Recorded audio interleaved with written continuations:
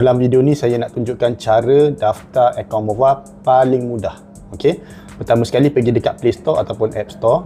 Okey, download dan install MOVA. MOVA punya app lah. Macam ni. Saya dah install. So tekan je open. Lepas install tu, dekat bawah ni nampak tak tab saya. Okey. Cara paling mudah adalah daftar dengan akaun TikTok. Tekan saja log masuk dengan TikTok walaupun kita belum mendaftar.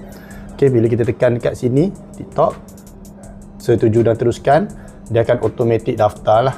Okey. So dia akan keluar macam ni. Okey, pertama korang kena buat adalah benda wajib, iaitu tekan dekat tab saya. Okey. Korang akan nampak nama korang dan gambar korang lah. Okey, lepas tu tekan dekat sini. Ini benda wajib yang korang perlu kena buat.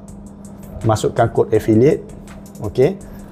Pastikan masukkan kod saya, iaitu LPKTGI. Lepas tu tekan sahkan.